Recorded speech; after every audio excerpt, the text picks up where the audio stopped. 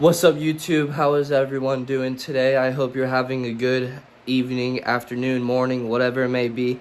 I hope you're having a good day. I am here saying hi to my bud Splinter, my Grand Neglectus parrot. Today's going to be a pretty cool video. It's going to be doing some of the normal things of just taking care of the animals, giving some of them baths and feeding them. But it's going to be a good video. It's going to be a good day. And let's get right into the fun. Alright, so the first thing that we're going to be doing today is giving Joker a bath. Now, a little update for you guys. Joker is doing amazing. As you can see, he's kind of being sporadic right now. He just woke up, but he's doing great in the fact of his feeding, his temperament. I've been lately, like last night, I've been taking him out and holding him.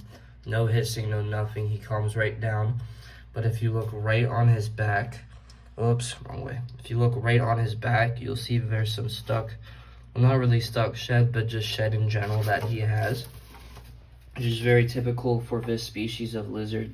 With like normal monitor lizards, all species of monitor lizards, urogamids, so like bearded dragons, uromastics, all sorts of different lizards, it's very typical for them to shed in pieces, unlike a snake shedding in like hole in one shed.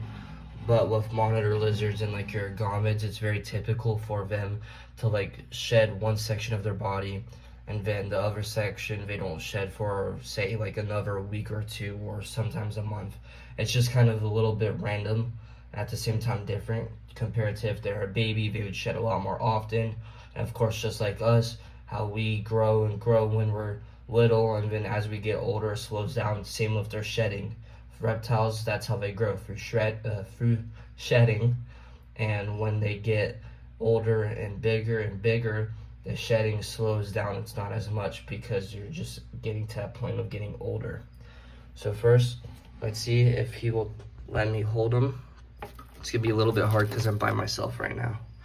So what I'm gonna do is I'm gonna take out his hide, because I'm gonna be giving him a bath so that he can at least get a nice good soak in.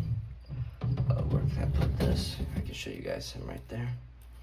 So if you give me just a second, I have his water right here.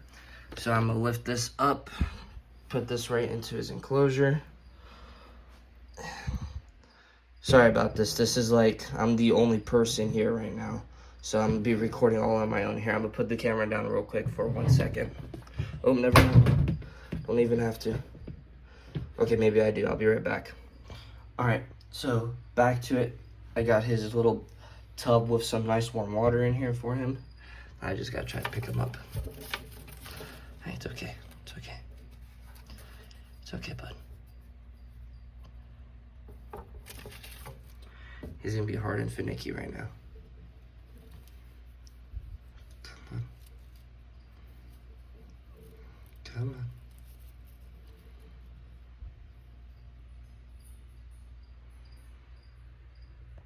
There we go. It's water, yeah. Look how nice and warm it is. Oh, ho, ho, ho, ho. There we go.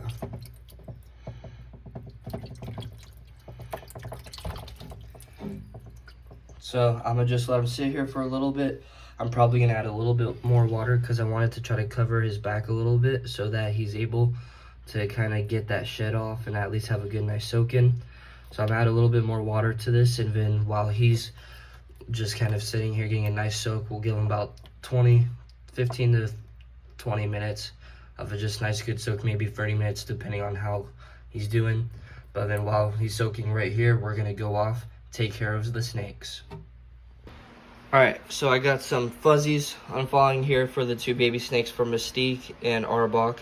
While those are unfalling, we're gonna feed the lizards. So first off, we got Wizzy here, my beautiful 6-year-old bearded dragon. She is a beautiful, gorgeous, awesome animal.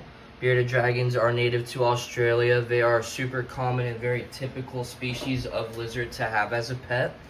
Now, they make awesome and amazing pets if you want to get into having reptiles or lizards specifically.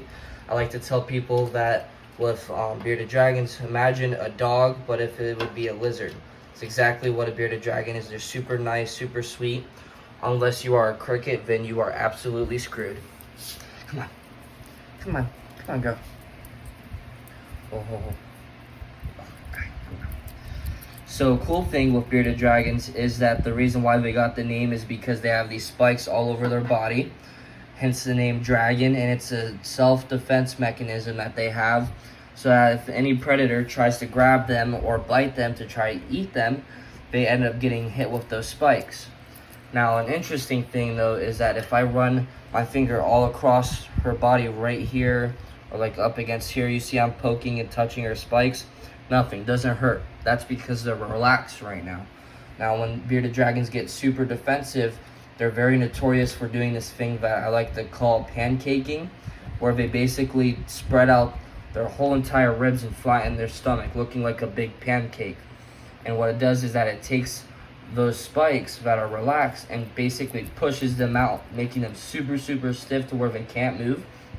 And that's what ends up causing them to become sharp. And so if a predator tries to grab them, that's when they get poked. And let me tell you, it does not feel good.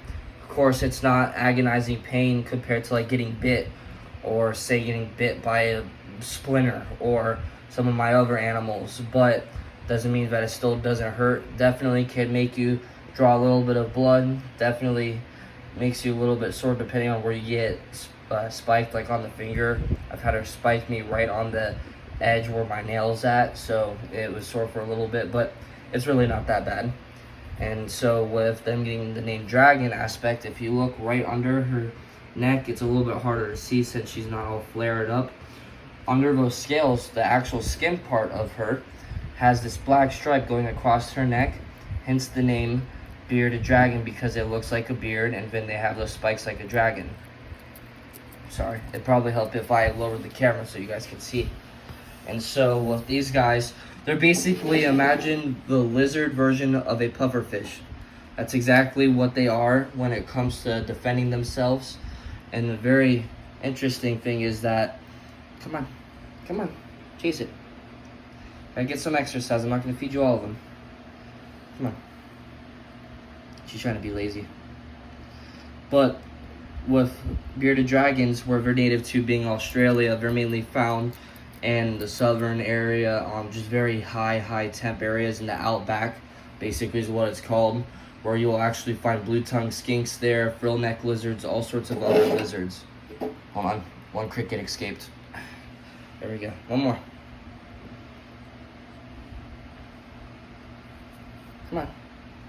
Come on. Awesome. So there you have it. Quick little update with her. She's doing amazing. She's beautiful. This was my first ever official reptile that I had that was mine, like personally owned, that's mine, that I can call mine. And I love her. She's absolutely amazing. She's just awesome. She's just, the nostalgicness to having her is amazing in the fact, because not just her being my first reptile that I own, but also at the same time I've had her since 6th grade. So I've had her for basically since she was a baby, so for 6+ years. And it's amazing. These animals are awesome. And this species of lizard actually is really what inspired me to not just want animals and have reptiles, but also to want to work with them as well. Makes me want to work with them. That's what inspired me to work with them, is this species. So it's definitely amazing having her. I absolutely love her. Now we're off to my boy Rocket, giving him a couple crickets. Oh, hi. You drifting, bro. Come on. Look at this. Oh. Yeah, let go of the tongs. Thank you. So this here is Rocket. He is my Moroccan Uromastix. And so with Uromastix, nicknamed spiny tail lizards, because as you can see, that tail is covered with spikes. And what they do is they use that tail as a whip to defend themselves against predators and other lizards. As you can see, he absolutely loves his crickets. Oh, come on. Come on. See if you'll crawl up on him. Come on. Come on. See if you'll come up. Come on. Stop being lazy. You gotta climb too. I know you're terrestrial, so it's not in your blood, but come on. You gotta get it. Come on. Come on. I'll give it to you. Good boy. So a cool thing with this species is that they are, like you probably heard me, they are terrestrial, so they are known to be an animal species that burrows underground completely. So their environment being very sand-based desert, rather than kind of like a dirtish like compared to the outback where it's mainly kind of like a dirt-ish clay, I guess you would say. I've never been there myself yet. I'd love to go, but I haven't, so can't really tell you. But their environment, it's very desert, kind of sandy like for them, and that's so they can burrow and hide themselves, and they will actually burrow their whole entire body except for their tail, and they'll specifically leave their tail out so that if any predator tries to grab them or if another lizard tries to take their home, the first thing that they come across is that spiky tail of theirs that you can see, and that's how they get whipped, and they got the name spiny-tailed lizard. Now, there are multiple different species of uromastyx, from what I have here, Rocket being a Moroccan uromastyx, to your just common normal uromastyx, to ornate uromastyx, and then even your largest species being the Egyptian uromastyx, getting like actual couple feet long, like 2-3 feet long, which is pretty freaking gnarly for a uromastyx to get. Now this dude, I absolutely love him. Just like Wizzy, I've had him since he was a tiny little baby that, I kid you not, was the size of his tail when I first got him. Get him, bud. Oh, where you go? Come on. Come on. Let me grab the cricket. So, what's really cool with him is that his personality is awesome. As you can see, just like my bearded dragon, he is very food motivated and ready to go when he sees crickets. But other than that, he is an absolute sweetheart who's ready to just chill and relax and just wants attention. And that's what all animals are. And I feel like they just get a massive bad rep because there's some people, you know who you are if you're watching this video, that just don't take care of them right, or just don't know how to do the proper training. And what ends up happening is that they become not what is aggressive, but what people think is aggressive is just them defending themselves, but only really it's them doing what they know what to do. You know, for animals that are neglected, it's over here, bud. For animals that are neglected, aren't taken care of properly, the thing is that with that being said, these animals become very defensive. They become very food motivated because the only time they get that interaction is when they're getting fed. So that's why it's very important to separate the difference between interaction of attention and then actual like feeding time. Come on. I'll give you one more. Come on. Yeah, run for it, bud. Come on. But it's so fun feeding them. I love them. Come on, come on. Oh, the guts everywhere. You gotta let go of the tongues, good boy. But absolutely, I have none left for you. But absolutely awesome animal. I absolutely love him. Love all my animals, and most of them I've raised since babies, and are still babies. Some are, but it's amazing. And off to the snakes. Now we're off to feeding the snakes. So I'm gonna be feeding Arbok, my baby false water cobra, and then I'm gonna be feeding Mystique, my baby red-tailed boa that you see here in the back. Hopefully she eats on camera. If not, I'm gonna have to feed her off camera because lately she's been a very shy eater, but we shall see. See if he'll take it. Come on. Come on. Oh, he wants it. Oh, he wants it bad. Sorry, it's Splinter in the background screaming right now. Come on. Come on. Oh, are you gonna grab it? Holy crap, is he actually gonna grab it from the tongs? Oh my god, he's actually gonna grab it from the tongs.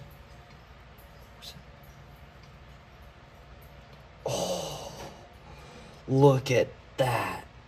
That is awesome. Arbok here just grabbed the food right off from the tongs. I didn't even have to lay it in his enclosure and guide him to it.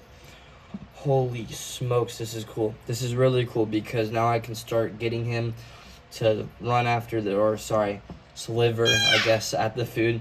But I can finally get him to chase after the food and be able to possibly get him to strike it and grab it to coil. Now with false water cobras, they do have a venom.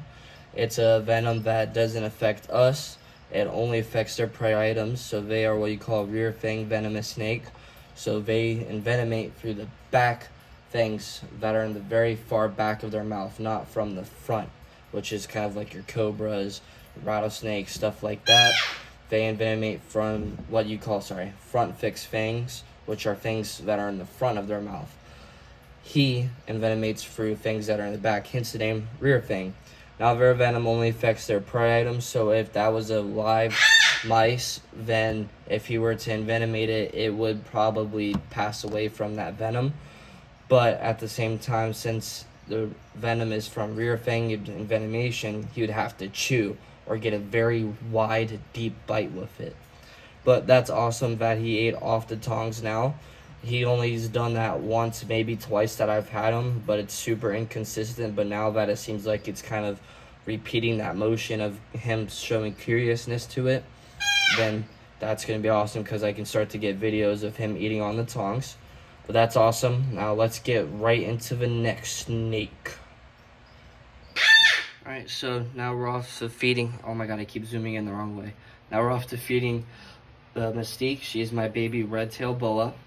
I actually have her food kind of warming up under this heat lamp right now.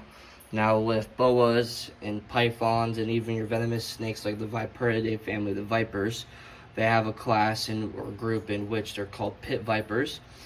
Now with this different families of snakes, especially like with boas, they're very easy to tell because of how big they get. They have what you call heat pits, which are these holes in the front of their face that they use to pick up the thermal heat leaving an animal's body, and that's what they use to lock onto their food, since they are what you would call ambush predators. So we're gonna get her food off now. It's been warming up long enough. A little bit of a warning here. It is a dead rodent, but who cares? Everybody likes to see the snake eat rather than the rodent, so come on. There we go. Look at that. Look how freaking amazing that is. Holy crap, she's even coiled around it and already has most of it in her, or at least the head part in her mouth. Now with red-tailed boas, they are known to be one of the biggest snake species for the boa family. They are known to get up to about 6 to maybe 5 to 7 feet for the males. While the females, I've seen records of going up to 10 to 12 feet. And I even have a friend of mine who has a red-tailed boa that's like almost 60 pounds. They're massive animals, amazing snakes, beautiful snakes, and I can't wait for her to grow and get bigger because over time I'll be able to breed her and get some amazing and beautiful babies.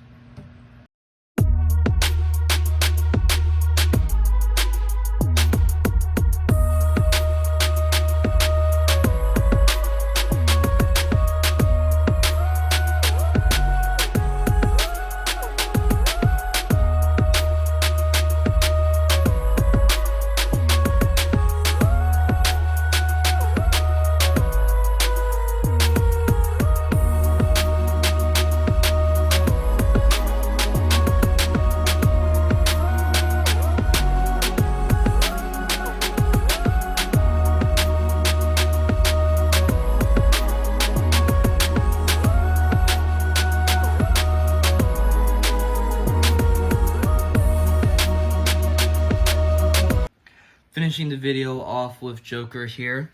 He's been soaking in here, getting a nice good bath for the whole entire time that we were feeding the other animals. So good solid 20, maybe 30 minutes at least.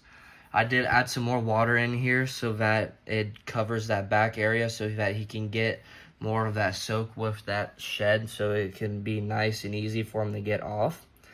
Now I'm going to be taking him out. I have him on the floor right now, so it's easier for me to lift him and put him in here since I am the only one here right now. So it's going to be a lot easier if I just take him from here, put him in there, and then we'll be doing a nice little feeding with him, giving him some delicious, exquisite mealworms. So let's get into it. I'm going to try to see if I can pick him up first. Try to fit. Come on. Oh, you're gonna be hard to do this, huh? Come on. Come on. Come on. Good boy. Good boy. Come on. Just relax. Just make life a little bit easier. Oh, come on, I got you. I got you. Ooh, ooh, ooh, ooh, ooh. Awesome. Ta-da! I know, you're probably super cold right now. That water got chilly. But you're about to get some nice heat, and he's about to get some delicious mealworms. So let's get right into it. Now we're off to the feeding.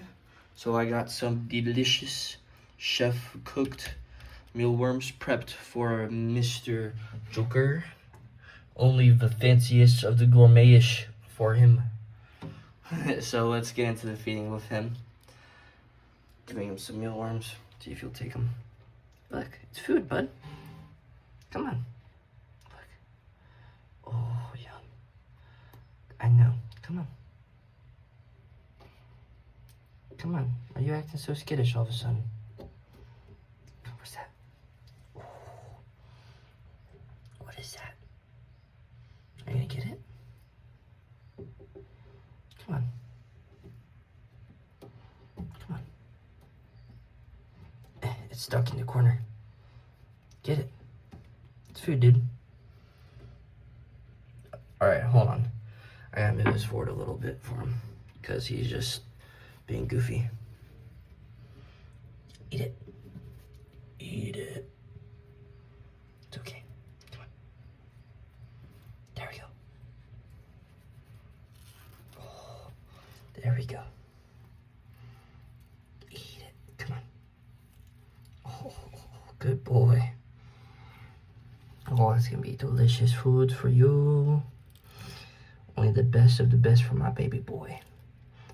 Can't wait for this guy. He's gonna grow up to be nice and big. Probably about 3 to 5 feet, which are what the males typically get. The females are about almost the same, maybe a little bit smaller. But I can't wait. He's gonna be such a beautiful man. Or female, beautiful woman. I don't know the gender on him or her specifically. I haven't sexed him yet. I'm gonna just call him a him for now until I officially get him sexed, because I thought he was a boy. Or at least I just gave him a boy name for right now because of the smiley face and the name Joker. See if you'll take another one. Come on. Not the tongues. There we go. Oh, the crunching.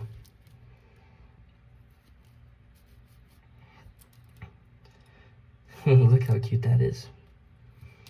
The little death roll. He has his own little mini death roll.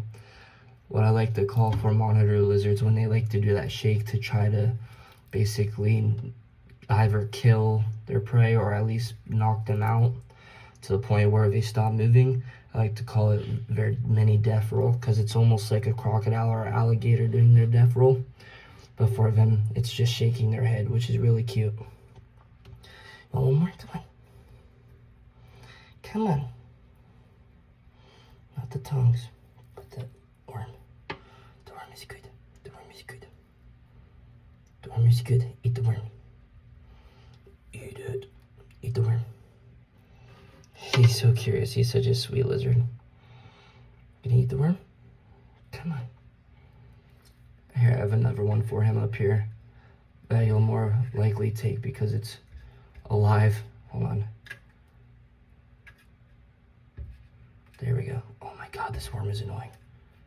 This worm just does not want to die. Oh, is he eating that one? Oh, yes, he is. Awesome. Sorry, I keep messing up the camera view for this. Come on. There we go. Oh, yum. It's a delicious worm. Such a cute and amazing, beautiful animal. And he's grown too. He's gone bigger. He definitely has. And him shedding too is a great sign of him being healthy, because that means he's growing. Like I talked to you guys about how shedding, that's their version of growing for reptiles. So the fact that he's shedding, and this is his very first shed with me, that means he's growing and he's healthy, and that's awesome. And I'm just completely happy for him.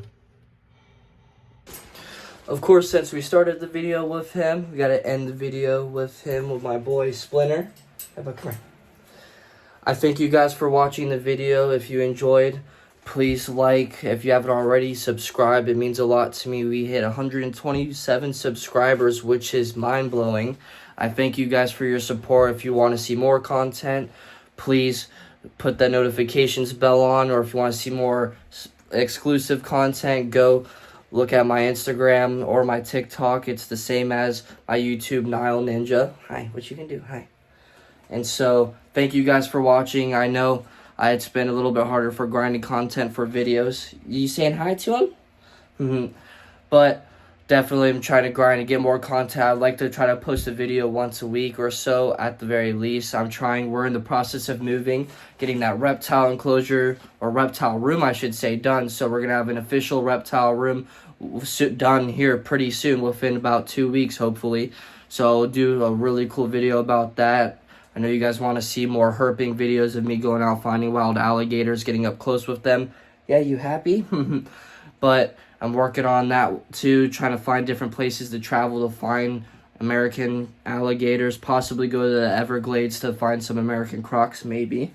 That'd be awesome, though. I'm definitely trying to work on a herping video, but thank you guys for watching. Stay tuned and see you on the next one. Bye-bye.